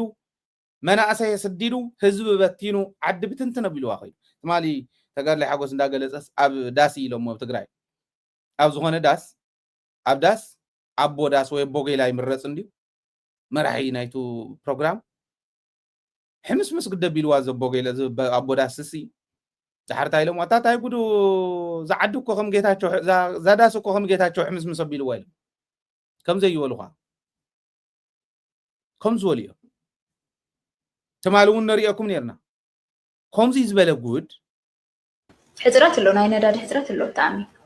رديتي تندادي سي وسيدون بو يوم دلو بقى تندادي كوجوت زمص قطا وسيدون بولو عد سسر زبال شراره حليفكا عد خلته زبال شرا كبابي غزا تغارو زبال بعد مسقع زلو وشتاوشتي اب زانا كبابي اب حرم زبال كبابي اب عدك بقل زبال ناي سمما كبابي زلو بوشتي أتكون أو يحبوا ولو تم كبت مسارحي وناتو قويرم أصلحهم نيرم يوم تانكتات خبت مسارحي أفترقكوا جيزيس زي تركوا نيرانين أتكتات مدفع تانكي كالتاتون روكيتاتون زيون لا عدد قلنا بيجلان وسيدهم ولو زي نتقرأ بحنا كحلو اللي يكون نزعت كزي زنكاس أصوات ولو نتنا يتوجيل سلطانهم نمحلاو كولو نروحهم كولو ትግራዋይ ናብ ደም ክእትይዎ ናብ ምዳብ ደምነት ክእትይዎ ናብ ኩናት ክእትይዎ ይሰርሕ ዘሎ ሶ እዚ ብሙሉእ ዝገብሩ ዘለዉ ናብ ኩናት እዮም ዘእቲና ዘለዉ ንኩናት እዮም ዝዳለዩ ዘለዉ that's why I don't know ሰብ ዲዝዩ እንስሳ ንምዝራው እውን ይጸግመካ ከምዚ ዝበሉ መስከባት መስከብ እዮም እዚኦም ሰብ ይኩን ማለት መድሓንቲ ዝበሃል ብናይ ሰብ ናይ እንስሳት መስከብ ዝበሃል ድሕሪ ውላድ ዝወፅእ ድሕሪ እንስሳት ብተይ ዝወፅእ ከፍቲ እንተኮይና እውን ሰብ እውን እንተኮይኑ ድሕሪ ህፃን ዝወፅእ መድሓንቲ ከም ዝበሉ መስከብ ዝኾኑ ልጣፍ ሰቂሎም ቦነስ እምበር ሙሉእ ሰብ ዘይኮኑ ክሓስቡ ዘይኽእሉ ካብ ፍንጭኡ ሕሊፉ ክሓስብ ዘይኽእል ሰብ ደይፍጠረካ እዩ ከም ዘሎ ጉድ ኣሎ ሕዝሪ መን እዩ እንዳ ደብረፅዮን ክሕልወሉ ዲ ሮኬት ክቕበር ነቲ ናይቲ ጉጅለ ስልጣን ክሕሉ ይብል እንዳ ደብረፅዮን ገዛ ክሕልወሉ ስታንክታት ተቐቢረን እንተተቐቢረን ሮኬት እንተሃልልናስ ደብረፅዮን ክሕልወሉ እዩ ፈትለ ወርቂ ክትሕልወሉ ወይ ካሊእ ክሕልወሉ ከምዚ ዝበለ ትርፊ ዝኾኑ መስከብ ዝኾኑ መስከብ በልዎ ነዚኦም ናብ ስልጣን ውፅኢ ጌታቸው ጉድ እኮ ዝሕምሰና ነይሩ እዚ እኮ ሕዚ ናይ ክልል ስልጣን ዝነበረ ብክልል ደረጃ ናይ መድሓኒት ቁፅፅር ግዛዕምዛዕ ዝበሃል ቢሮ ሓላፊ ሕሉን እውን ዝተሸረፈ መስከብ ከም ዘሎ ጉድ እዩ ገጢሙና ኣቶም ሰብ ፀርፈ ይኮነን እዚ ትርፊ እዩ ትርፊ ዝወፅእ ተወሳኺ ካብቲ ዝወፅእ ፍረ ዘለዎ ቁም ነገር ዘለዎ ውላድ ትርፊ መስከባት እዮም እዚኦም ለገሰ ዘቕምጦ ኣገላልፃ ኣሎ ለገሰ ናይ ቋንቋ ምሁር ስለ ዝኾነ ብደንብ ገይሩ እንዲ ዝገልፆ ከም ዝበለ ነዞም ከምዚ ዝበሉ ትማሊ ኣብ ዝገበርናዮ ቃለ መሕተት ብፅቡቅ ቃል ገሊፅዎ ሕማቅ ዋጣ ሕማቅ ኣዝማሪ ስድሩኡን ዓልየቱን ፀሪፉ ይበልዕ ይብል ሕማቅ ዋጣ ሰነፍ ዋጣ እንተኮይኑ ዝፈልጦ ካሊእ ተኣምር የብሉ ስድሩኡን ዓልየቱን ስለ ዝኾነ ዝፈልጥ ንዕኦም ፀሪፉ ይበልዕ ይሽለም ዓልየቶምን ስድሮኦምን ህዝቦም ኣበሳዊሶም ህዝቦም ህጊሮም ክበልዑ ከምዚ ዝበሉ መስፈሪ ጉዕ ሲሎም ኣፎም ሸራፍ እዩ ዝመስል እዚ ስኳ ክትሪእዎ ከሎ ናይ ሸራፍ ሰብ ስኒ ስለ ዝኾነ ዝድግፎ ከንፈር ንውሽጢ ዝኣቱ ሕልኑ እውን እዩ ግን ተሸሪፉ ሰብ እዚ ከም ዘሎ ጉድ ገጢሙና ነይሩ እዚኦምስ ፀርፈ ይኮነን ኣነማ እንኳዕ ዝሄር መሓሮም ኣብ ስልጣን የለን ሃይል እምበር ከምዚ ዝበለ ንዓዲ ሓደጋ ዝኾነ ምናልባሽ ሰራዊት ትግራይ ድሕንነት ዝበሃል ስለ ዝፈልጡ ፅቡቅ ናይ ድሕንነት መዋቅር እውን ስለ ዘለዎም ኣበይ እንታይ ኣሎ ይፈልጥዎን እምበር ድፋዕ ከቕይሩካ ዝኽእሉ ሰባት ኮይን እዚኦም ሓስዮም ንፀላኢ ኣቐቢሎም ወኸመይ ገይሩ እቲ TDF ነዚኦም ሒዙ ከምዚኦም ዝበሉ ሓሰውቲ ሒዙ ከምዚኦም ዝበሉ መስከባት ሒዙ ከመይ ገይሩ የሽኒፉ ከመይ ገይሩ እዚ ኩሉ ሽሾ ሰራዊት ፀላኢ ደምሲስዎ ይገርመኒ ፅንዓትኩም እዚኦም እውን ብምርኣይ እዩ ፅንዓት ናይ TDF ክግለፅ ዘሎ ንፀላኢ መኪቶምስ ኣብ ውሽጦም ንዘለዉ መስከባት እውን ስለ ዓዶም ዘይሓስቡ ነዚኦም እውን መኪት እኮ ይኸይዱ ዝገርም እኮ እዩ በዓል ጌታቸው ሕዚ እውን ናይ ለገሰ ቃል ክጥቀም ዘይሓልፈሉያ ገዛስ ንጎ ኣራፊዱ ይጥረጠሉ ይብሉ ንጎ ይጥረጠሉ ደቂሱ እኮ እናበለ ይጠርጠሉ ማለት ተቃሊ ይቅርታ ማለት ትግርኛ እዩ ኦረዲ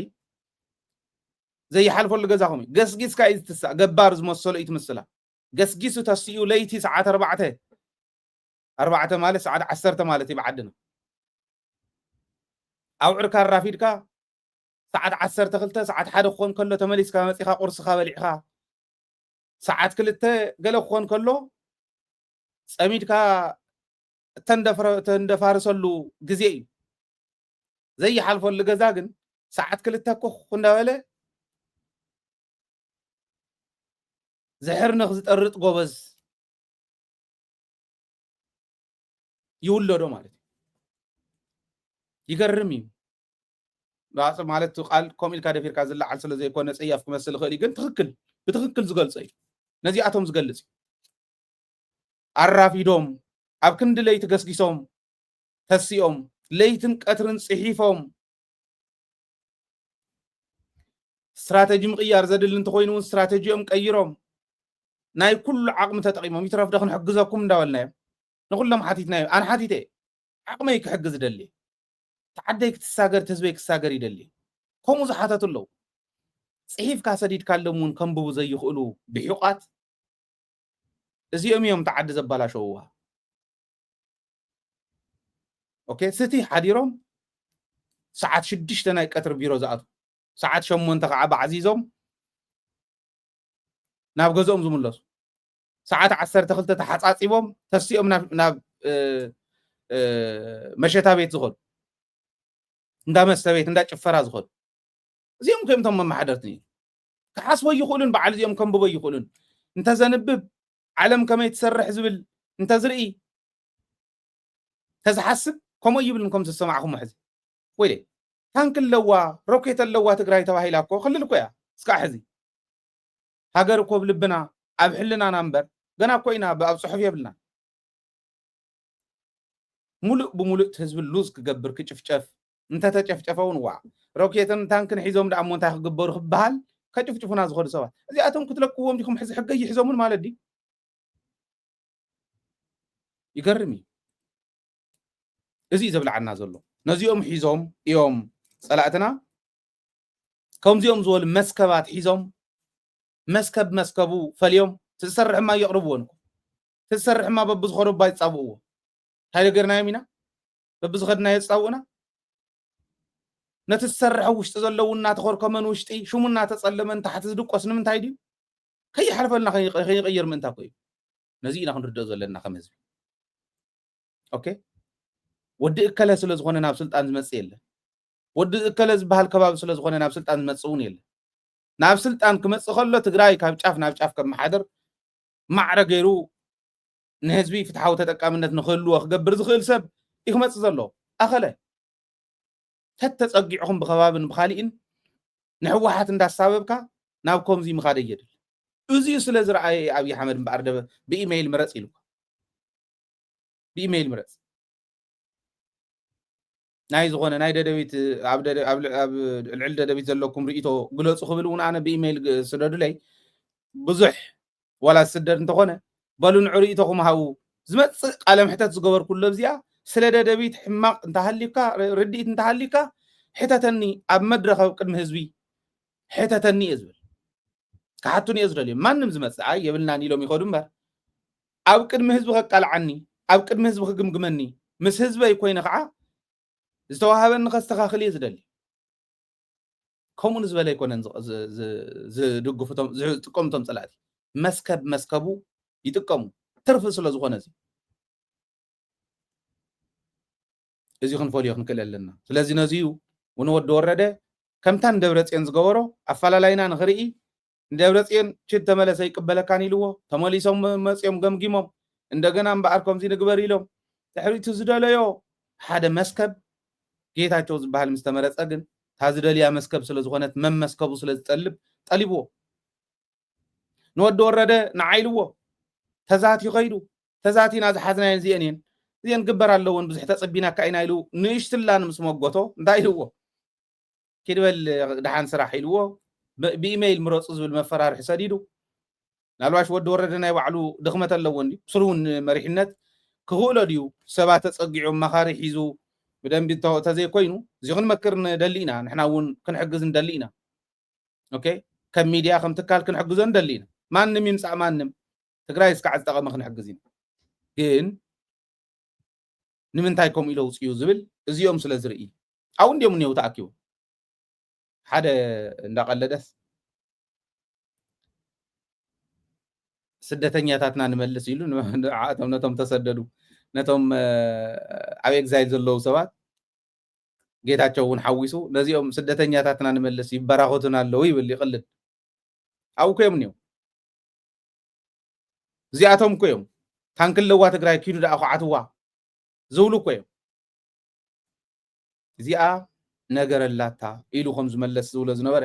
ነገረላታ ኢልና ኣጨናጭና ክንግምግማ ከምዚ ዝበለ ነገር ክመፅእ ከሎ ናይ ግድን እዩ ተዓዲ ደፋር እዩ ዘድልያ ሕዚ በሊሕ እሞ ከዓ ከዳምፅ ዝኽእል እዝኒ ዘለዎ በሊሕ እሞ ከዓ ኮሚኒኬት ገብር ዝኽእል ዓቕሚ ዘለዎ በሊሕ ናይ ህዝቡን ናይ ባዕሉን ፀሚቑ ዓለም ዝበፅሐቶ እውን ኣንቢቡ ክፅሕፍ ዝኽእል ክስንድ ዝኽእል ኮሚኒኬት ገብር ዝኽእል ኩሉ ክሰርሕ ፕሮሰስ ገብር ዝኽእል ሰብ ነውፅእ ኣይንነዓቕ ኣለዉ መዓት ምሁራን እኒው ዝበሰሉ ብተልእኾ ብተመክሮ ዝበሰሉ ኣለዉ እዚ ክንገብር ንኽእል ኢና እንድሕር ይቅበሎን እዩ ተተቐቢልዎ ንዕኡ ከዓ ንሱ እውን ወዲ ወረደ ባዕሉ በብዘርፉ ኣማኻሪ ክህልዎ ይግባእ ተማኻሪ ግዜያዊ ቤት ምክሪ ዝብል ዘሎ ዓርስናይ ፃድቃን ግን ቶሎ ክፈርስ እዩ ዘለዎ ቶሎ ክፈርስ እዩ ዘለዎ እዚአን እንተን ዋና ማለት ሕዚ ዝበልዕዎ ገንዘብ ብጣዕሚ ስለ ዝሕሞ ኣብይ ኣሕመድ ቀሊዱልና ኢንፌሪዮሪቲ ኮምፕሌክስ እውን ስለ ዘለዎ ሕወሓት ዶሚኔት ትገብሮ እያ ትወልፆ እያ ከይበሃል ትወልፆ እያ ጥራሕ እንተይኮነስ ኣብ እግራ እውን ኣይበፅሕን እዚኣ ግን ኢንፌሪዮሪቲ ኮምፕሌክስ ፈጢራትሉ ፕሪቶሪያ እውን ኣይፈልጠን ሕወሓት እውን ኣይፈልጠክን ኣነ ዝበልኩም ትገብሩ ዝብል ካብኡ ብካሊእ ገፁ ከዓ ክንሪኦ ከለና ትንኮሳ ዝመስል መፀኩም ይኽእል እየ ገንዘብ እንተሃልዩኒ ዲፕሎማሲ እየ እንተስተኻኺለ ዓያሹ መስከቡ ናባይ እንተኣርየ ንሶም ሒዘ ክመፀኩም እየ ኢሉ ዝገብሮ ዘሎ እዩ ኢለ እየ ዝሓስብ ኣነ ለዚ እቱ ኣብ ዓዲ ዝረአ ዘሎ ህረፍ ስልጣን ከምዙ ዝረኣኹሞም ዓይነት መስከባት ክንሕግዘካ ኢና ኢሎም ብዝኣትውሉ ቃል እዚኣቶም ሒዙ እቲ ዝኸሰሮ ኣብ ትግራይ ሕንሕነ ቀራናት ንጓዕማማት ክዋፅኦ ስለዝደሊ ትንኮሳ እውን ክደሊ እዩ እውን ክንሓስብ ኣለና ስለዚ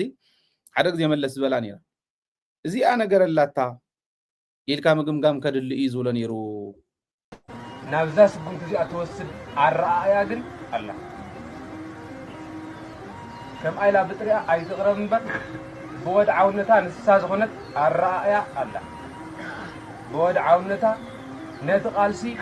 ዝሓልፍ ካብ ዓቕሙ ላዕል ዘሽክም ኣረኣእያ ግን ኣሎ ከምኡ ኢሉ ውድብ ዶ ንህዝቢ ሕዝቢ ምዕንጋል ብዝብል መልክዑ እንትቐርብ እኳ እንተተነፀገ ካብ በዓል እዚኦም ዝነበርዎ ናይ ፖለቲካ መድረኽ ወሪድና ናብ በዓል ጌታቸው ካብ ሰማያት ናብ መሬት ከም ምውዳቕ ሕሰብዎ ካብ መለስ ዶ ናብ ጌታቸው ትወርድ ካብ መለስ ካብ በዓል ስዩም መስፍን ካብ በዓል ባይ ፀሃየ ካብ በዓል ቦይ ስብሓት ወሪድካ ናብዚ ትወድቕ ዓዶም ዝሸጡ እንተነኣሰ ሚስጥር ዓዲ ሕትም ኣቢሎም ሒዞም ዓዲ ምሻጥሞ ይትረፍ ምሽጥር ትበሃል ብሒም ተባሂላ ዘይትወፅእ ይትረፍ ዶ ንሶም ካድረ ተባሂሉ ዝመፅእ ተዛሪብካዮ ዙርያ ጥምጥም እዩ ተዛሪቡ ዝኸይድ ኣነ ዝፈልጦም ኣብ ዝኾነ ናይ ሃገር ጥቕሚ ናይ ሃገር ረብሓ እንተኮይኑ ኣሕሊፎ ይህብን ካብኡ ወሪድካ ዶ ናብ ዓዶም ዝሸጡ ኣሎፍቲ መድፍዕ ኣሎፍቲ ሮኬት ኣሎፍቲ ግዛዕ ኣለኹ ዒድኩም ኣውፅእ ወላ እምባ ይቕበር ኣሎ ከምዚ ናብ ዝብሉ መስከባት ዶ ትቕየር ይሕዝን እንተኾነ ኣብ ኢትዮጵያ ዝኸይድ ዘሎ መርኣይዎ መስተንተንዎ መሓሰብዎ ማንም ኣፍ ዘውፀ ትግራይ ዝፀርፈሉ ማንም ኣፍ ዘውፀ ትግራይ ዝረግመሉ ናይ ድንቁርንኦም ምልክት ዝኾነት ሰበይትላ ሓንቲ ጋሕባ እዚኣ እውን ጋሕባ ክብላ እሞ ጋሕባ ኢልካ ኢልኩም ተፃረፉ ሓንቲ ስዲ ኣብ ዓድዋ ይኸውንን ኢላ ተኸራኸረትና ሰበይቲ ነይራ ናይ ስፖርት ኮሚሽን ሓላፊት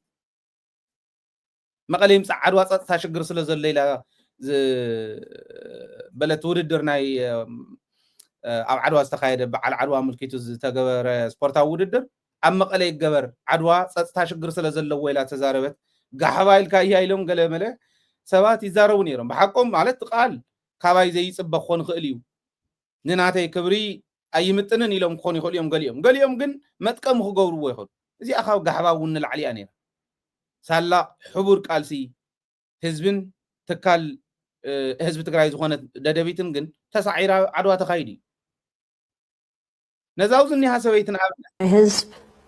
ካላችሁበት ወጣ ነዚኣ ጋሕባ እንታይ ለየ ሃይለት ጸሪፍካ ያዲ ይኽባል ካብ ስዲ ካብ ጋሕጣጥ ስዲ ህዝቢ ከም ህዝቢ ትደፍር ሰብያ ግን ናይ ድንቁርንኦም ምልክት እዩ ኦኬ ኣብ ድሑር ኣብቲ ናይ ቀደም ድሑር ተሓሳስባ ኢላትን ማርያም ትብል ማርያም ናብ ከምዚ ኣኽ ጽጋዕ ስረፍ ደዚኣቶም ዓጽዮም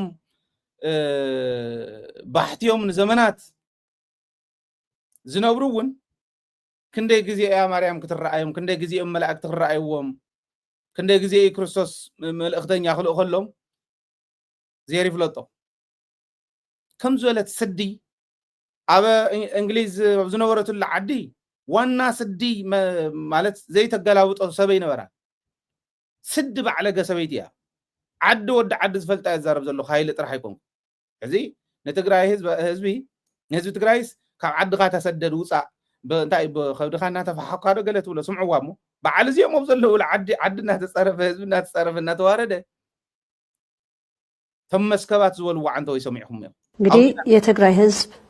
ካላችሁበት ወጣችሁ ወደ ሌላ ከተማ ግቡ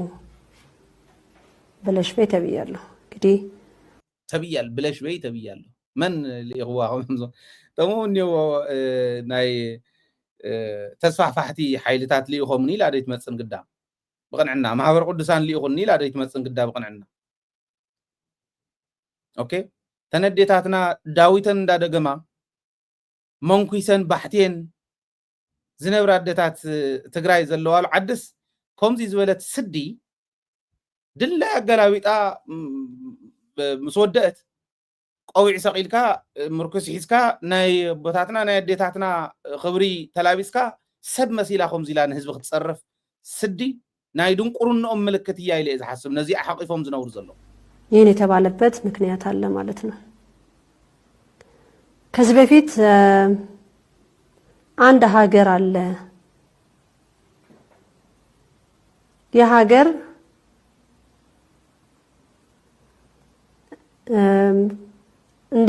እንደሚለዩ በኋላ ደግሞ በደረታቸው ተስበው እንደሚመጡ ተናገሪ ተብያለሁ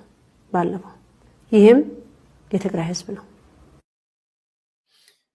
እዚሁ በተሐደገጽ ከምት ዝበልኩ ናይ ድንቁርናው ምልክት እዩ የድንቁርናቸው ምልክት ነው መገለጫ ነው ብቻው አይደለችም ሰዎች አሉ እኮ አጠገቧ ሆነው እሷ የምትለው ተቀብለው ደግሞ የሚያደርሱ የሚያወሩ ሰዎች አሉ የኋላ ቀርነት የድንቁርና ምልክት ነው የትግራይ ህዝብ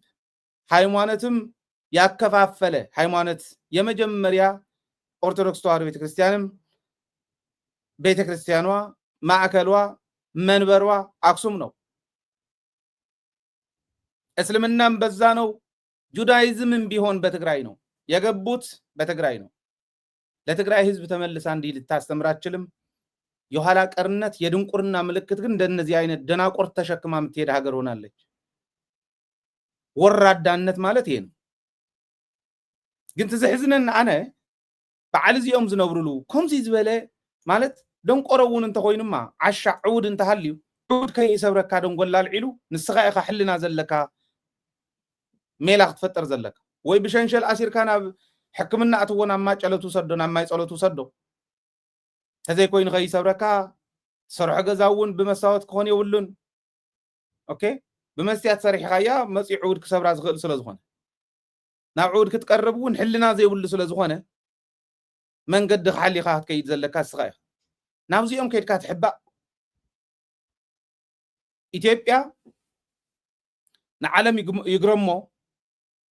ክርስቶስ ክስቀል ከሎ ቅንንዒት ከምዚ ተሰቂሉ ቁልቁል አፉ ሰብ ደፊአ ዝሰቀለት ዓዲ ኣብ ቤተ መቅደስ ሰብ ተሐርድ ዓዲ ዓደም ሓራ ዝግበር ዝነበረ ትፈልጥዎ ኢኹም ተጋሩ ዝተቆጥቀጥሉ عدتات تجراي نعيسران سلاسة زدفرو بعلوقات عدتاتهم زدفرو عدتاتهم زأخلا ومودنا قل منكوسات انتي ترفع زدفرو تستاوسوا يخمنا يبعلم وين تعمد قال شدشت عمت حفرته وصيو سبعي قال شدشت عمت كدفر زخيل كندو زأكل زودق زورد حلنا زلوهم عدي سب زقتلو زحرد زلو عدي مليونات تفيهم منهم زي مسلم عدز من رح زلو حدا بامبولا زولو ونسمعوا ونتقراي سياسة بيقتل الله حرد الله يعفنوا يقولوا يبل إثيوبيا سياسة لام كويناس نتقرايكم إلى ختحمي زيزبل ትግራይ የተፈጠረው ችግር እነዚህን አይነት ቡችሎች በየቦታው ፈጥሮ ገበሬ እየገደለ የሚፎክር ኃይል መፍጠር ብቻ ሳይሆን አሁን ትግራይ ውስጥ ሰው ይታፈናል፣ ሰው ያፈናሉ፣ ሰው ይገላሉ። አንዳንዴ የሚረሳ ይመስለኛል 100 ሺህ 200 ሺህ ወታደር አለኝ ብሎ ትግራይ የነበረው ኃይል ሲፎክር እኛ 200 ሺህ እኮ አልገደልንም፣ ተበተነ እንጂ ከየቤቱ እየወጣ እንደሚገል ከየቤቱ እየወጣ ጥፋት እንደሚያደርግ ሌላው ቀርቶ ለእርዳታ የሚሰማሩ ሰዎች ይታፈናሉ፣ ይገደላሉ። እርዳታ እንዳይሰጡ ማለት ነው። ከዚህ ቀደም ካደረጉት ጥፋት በላይ አሁን ትግራይ ውስጥ ነገር ተረጋግቶ ስራ እንዳይሄድ የሚያደርግ ሁኔታ አለ። አብዚም ከይደም ዘለው ተወቲኒ እዩ እምበረ ቀተልና ስለ መቅታልስ ጅግንነት ገይርዎስ ሃገርና መራሕኻ መቅታል ጅግንነት ኮይንስ ተወቲኒ እምበረ ቀተልና 300 ሺህ ይብል 300 ሺህ በዓለም ዝወሎ ጌታቸው እዩ ኩለን ጌታቸው ዝወለን ይጥቀም ዘሎ ጌታቸው መልእክተኛ እዩ መልእክተኛ እዩ ናይ ብልጽግና ተልእኮ ሒዙ መጽዩ ኢትግራይ ዘበሳብስ ነይሩ እንታ ትሪእዎ ዝነበርኩም ገይርዋ ኸይዱ ጌታቸው ዝወለን ቃል በቃልና አረ አብይ አሕመድ ይነግረና ኣሎ ሰምዕዎን ኣሎ حدش نجار يقولن هاي ليه وسخلوا نصلي يكون كن زلوا كم زلوا وإذا قرب لكم زلوا ملك تنيايني 300 شيح لكم ولا تنقل 107 عن 4 زوالن جيتاتشو 300 شيح العلم مليون هزوي قتيلو هاي قتلنان تقرايكم زي زقبر زول حز توتينو زنبرسي يخكاب جوز انداوصه يقتل له جبار يقتل نرداتا زخده يقتل قليل رداتا خل كيلوم نداج كل كيلوم خلي خل كيلوم تطو بلوم ما زلو عدي باندا مديوم قراديد كم بعل صادقان زولو مديوم حمس مساز تول عدي እንደገና ክትሕመስ ይኽእል ኣብዚ ናልባሽ ልብ ዘለዎ ትግራዋይ እንተ ተረኺቡ ኣብ ምንታይ ኢና ክንሰርሕ ዘለና ንሕና እንተነኣሰ ኣንቱም ፖለቲካ መሪሕነት ዘለኹም ስልጣን ንዓይ ካብ ምባል ናብዛ ስልጣን እዚኣስ መን እንተወፀ መን እንተመፀ ይሓይሽ መን ይኸሳግረና ዝኽእል ኩሉ ፍልጠት ዘለዎ ሰብ ኣይኮነን ከሳግር ንብሎ ዘለና ናይ ኩሉ ዓቕሚ ክጥቀም ዝኽእል ሓይሊ ድዩ ኣይኮነን ናይ ኩሉ ዓቕሚ ክጥቀም ዝኽእል ሰብ ድዩ ኣይኮነን እዚኣ ኢልካ ኢኻ ትምዝኖ እዚኣ ኢልኩም መዚንኩም ንቅድሚት ክወፅእ ዝኽእል ሰብ ዓቕሚ ዘለዎ ሰብ እምበር ብዕድመ ኣይኮነ بملكع يكونه بخباب يكونه بعقمن بقنعنا نطرح تمزينو من انتوصى يحشنا لكم فلازم كتقبروا زي تقول مخانكم سلسة تعذبه يخوم غير زبساوسكم زل تزمنا يلكم هو حاتون زي تقبري زدلي انا ماني تزحش خاب واحد تزحش خساغر نتاودبون كدحن نتزبون كدحن زخل مني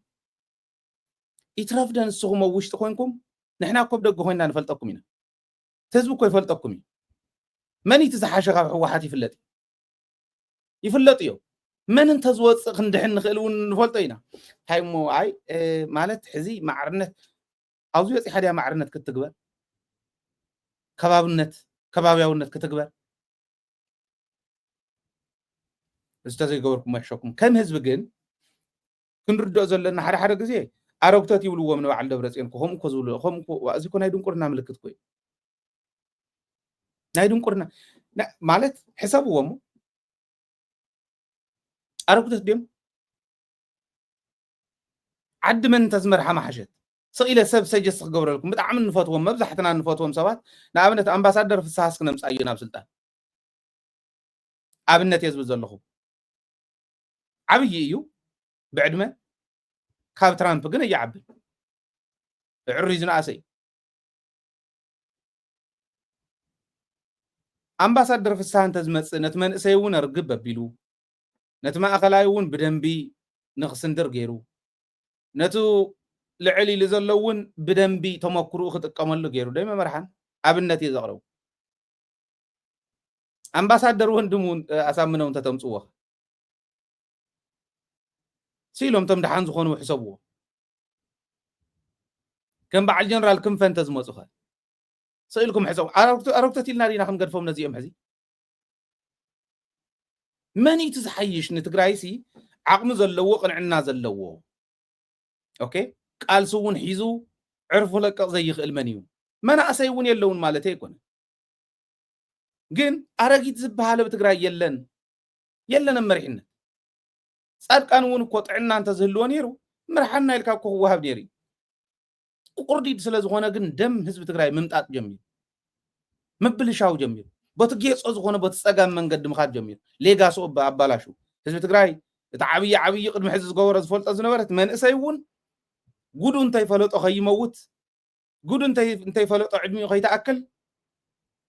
ጉድ ጻድቃን ፈሓይላ ኩሉ ፈሊጥዋ ዓብይ ሞልኩ ወናና ክመርሕ ይኽእል እዩ ትሕቲ ትራምፕ እምበር لعل ترامب يكونن بعدمه بحلنا درجة جن بقنعنا درجة جن زيرو تعقمس نكون سبايريس نتمكل هستقراين مدفع مسألة مسرح كم غير كريم الرحي لبام تزمتسجن أبناتهم عدمون عبيه يكونن ندوم نصوم كمرحي قباء نيرو لبامات انتزخونو نحنا هون لبامات انتنخون أي اكلو وصلنا من أساي يبل من يد من أساي ونا يمرحنا يكون ننزل بزلخو إبراهيم تروري كواي نسي ود 35 عمت أيو إبراهيم تروري ناي بركينا فاسو مرحي حز ود 30 شوعتن ود 35 كويني عاتي نفس سلطان ود 30 شوعتن عمت اتعدو خيتدفر مسمع على فرنسا قتيمو فرنسا كولونايز جيراتا نيرا حزون ولا معدن ناي بركينا فاسو فرنسا يتقملوا نيرا خالوت معرباوين يتقملوا نيرا معدن ناي بركينا فاسو تكالات ناي بركينا فاسو بدك بركينا فاسو خطحز جيرو نو اي توصلنا نيلو معرباوين كولعو مسولو تاي جيرو مس مالي مس نيجر كونفدريشن فاتيرو ساحل ستيتس تواهيلو أفريقيا حبرة تبرك ملخهم أخت جوري والكمون يلوم تجزأتنا معرباويان زخون زلوا موجود تمام أرماتهم وتمويلهم نحنا أخلاتنا سلستنا دلهم كنت مصيهم يدلهم من مسكالات كن حبرينا يلوم مسزم الكتوم زبلهم كلهم حبيرو مس راشا مس نورث كوريا وانتي ترف مس تشاينا حبرة تفصيمو أفريقيا عين حزي أو زود زيد يكونتن من أسي جنا هم زوال إذا حسب من أسي تهليون كأتي جبا تتقول بيوم زحلفو هو لا خمس خلوا تتقجع حليفك نحنا مستقبلنا لهم سكزير يريكم هزب تقرأي مسكري سلاح واحد نحنا ينبلس أنت شفنا له نحنا نبلس كوخد إحنا اللواء النازوس أنا له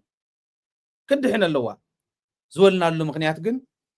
حدا ناي تقرأي ودبيا أب تقرأي بحزب تقرأي بخارديات السعر مبر صار قاعد فرس يدخل خلا أي تاريخ هاي تود بيا هو واحد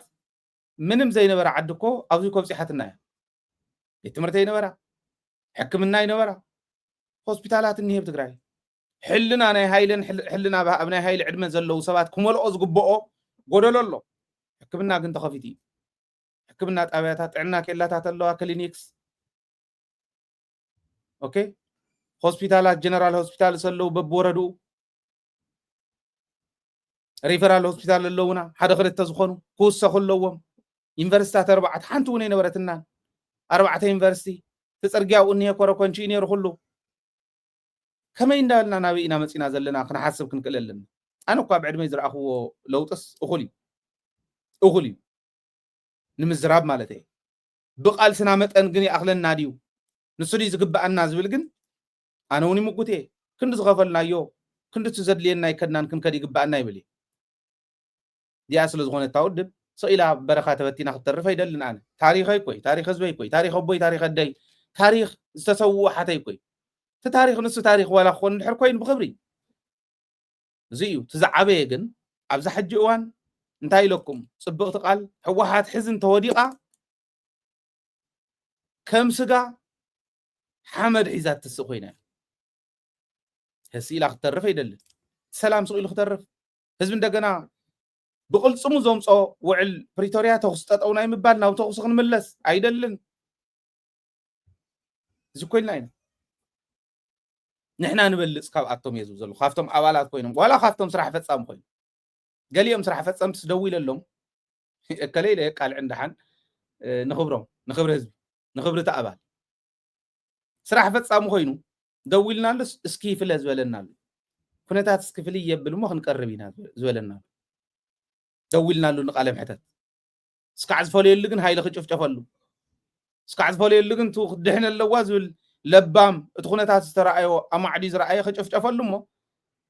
مس فليخه تزدخم خدكمي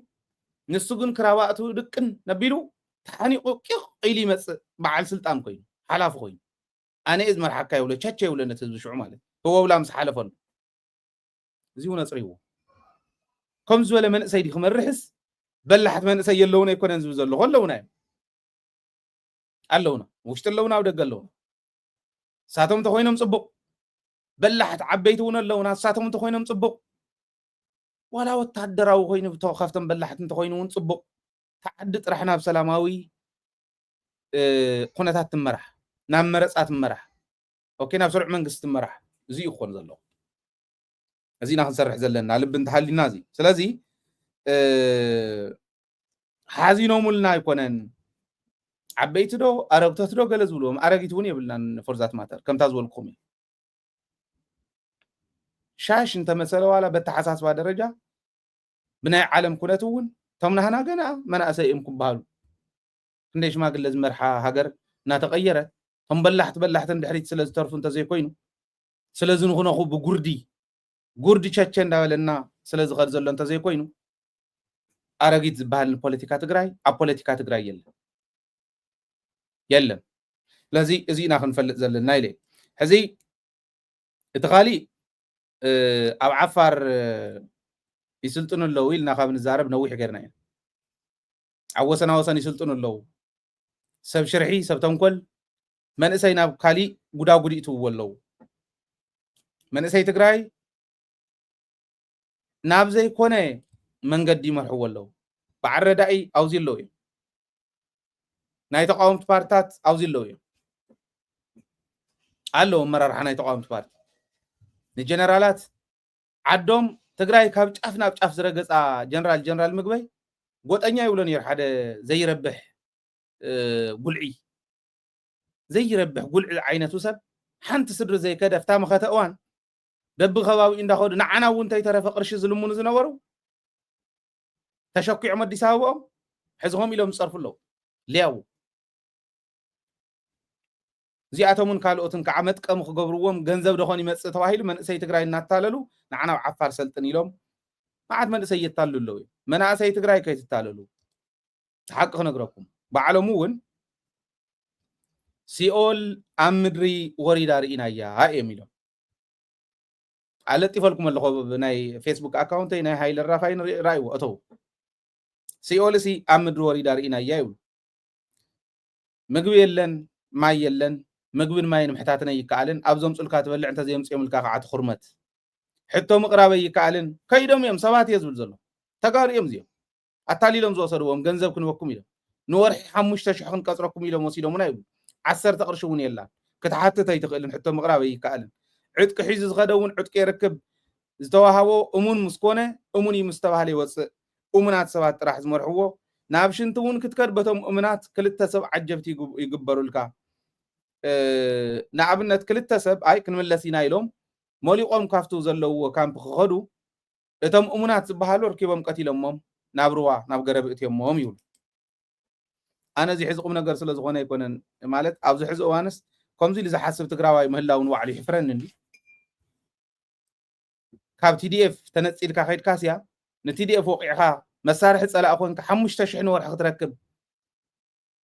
نزي عيد كاس عد خادت شيء حزب خادت شيء سر مخادكم جيجايكم جن نقولنا كالي غي تالل يوم يوم زنا نقول زلوا كالي غي تالل نقولنا بعرض أحلفهم زغوروا أتوم حيل خحدات بتقلع الله زغوروا زلوا كندقفكم هنا خمسينا غنزب خمسينا يلوم التالي لهم أبهار رؤيتهم من أسي يبتنوا ملو تدي أفنم بالتاني كالي تأمري ول قمنا جرز الله ويكون نسوح نقول بل لقي من أيام زي أم زحمسكم نيرا ويلهم بعلم كان تعوم يوم كم عنقول له كان تعوم يوم جين نحزي تدي أفنم بالتان كون داوت أخو محمش تشيح قرش بور حقن وكم هنا يلوم التالي لهم يوصل 10 قرش ونيوه من حمش قرش ونيوه بعلم زول ويز أقرب كلكم سلازي زي أستوعي الكاخد من أسي بسرو مبتان دخيو كدحنا نماني خاخد وقت نتديف نزل تكراي بانداتات قد يفهمهم كيدا مكورد تم تتقيمهم لهم ببخوا إن خنجو لهم زوسدوهم زنور منا أسي انتهي طرفه دوي لهم كينا قرنا له تقاقنا نيرنا هم أي مثلا أننا بحق صغير وعدي مصيلنا يقول له يكرتا زحات له قصر زحازي يكرتا خبلو أبدا دويت مسيمون له أولي عمنا خيدهم سب جنزب هاديمهم من شوف تقنا بزي أتريفنا ناي علة سركبس قنبلع نقبر عز نبرنا حجي أخوينا أولي على هزبنا مكرانا ورد كم زنبرنا تفليتنا اللهم يكرت هاي ولو أزيو سلازي أزيو بدن بي كحسه واللي قباء من إساي تقراي أستوعي له خيدي قباء زوللن كالي سراويت إثيوبيا عدم حرا يدعى كم زلي سراويت إثيوبيا عدم حرا حيال واقع يخفل زل بقلت أنا ون دويلهم زنقرنا مردات يوصل زل خيو دويلهم زنقرنا خبركم إيه أنت أيام زولو نايب حكي اللون ديوم سراويت تقراي عززت سراويت تقراي أنت زي إززوهم تزي مرحوم كاب إمام تيمون يوم حرا فانو كاب يوم تيوو زغل حيلي إزبل تقلل لا تو حلافنا إثيوبيا يزبل بعد سلطان مالك تعم يوم زرعوهم زلوا أوزيو حنساب الجنرالات تقراي حنساب كعير تراون الله تيلهم ناون جعجع تيوم زنه كالي تريفو سلم تخالطون اللو صعدو خالطون اللو زول وزنور بناي تقراي كزي حجونا وكم خبل زئتهم زل عبدان نايفان نوك عيد حيلوهم ازيو ادفانتج ديس ጉድአትዩ ነትግራይ ንህልውና ትግራይ ንምርግጋጽ መሬትና ንምምላስ ምክንያቱ ደመቀ ዘውደፍቲ ዝብሎ ዘሎ ንሰምዑ ኣለና ቅድም ኢለ እውን ዘቕረብክዎ እዩ ትማሉ ፋኖ ከተማ ንጉስ እንተይ ተረፋኣት እዩ ፋኖ ኣብኡ ዝነበረ ዲፖ ናይቶም የተከዘዘብ ዝበሃሉ ወሪሩ ኸይዱ ኣብኣ ዝነበሩ ሓለውቲ ዝበሃሉ ኣብኡ ዝነበሩ ዝገጠሙሎም እውን ደምሲሶም ከይዶም እዮም እዚኣቶም ሓገዝቲ ድዮምስ አንጻር እዮም ዋላ አንጻር እንተኾኑ ናብ ሓጋዝነት ምቅያር ይከኣሎ ብርግጽ ኣይነኽእዎምን ተንኮል እዩ ነኽእዮምና ኢሎም ቅሬታ ከይሕዝሎም ነቲ ህዝበይ ነኽእዎን ተን ዝወስድዎን ዝግብኦም ግን ወሲዶም ውቅዒት ናይ ፋኖ ሓይልዎ ኣሎ ማለት እዩ እንታይ ይብለሊ ሕዚ ኣብይ ኣሕመድ ንደራደር ዝብል ናብ ፋኖ ቀሪቡ ኣሎ ክደራደር ከሎ ግን ፕሮፌሰር መስፍን ኣርኣያ ዝመርሖ ምክክር ኮሚሽን ዝበሃል ከደራድሮ ይደልዩ ካብኡ እንተተወሲኾም ጳጳሳት ገለ ክውሰኽዎ እዚኦም ከደራድሩና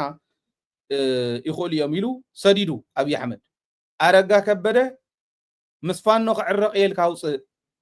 ንዑ ንተዓረቕ ኢልካ ንፋኖ ፃውዒ ተቕርብ በዚኦም እዮም ዓረቕትና ክዓበሎም እዩ ተባሂሉ ኣረጋ ከበደ እውን ውፅእ ፋኖ እንታይ ኢሉ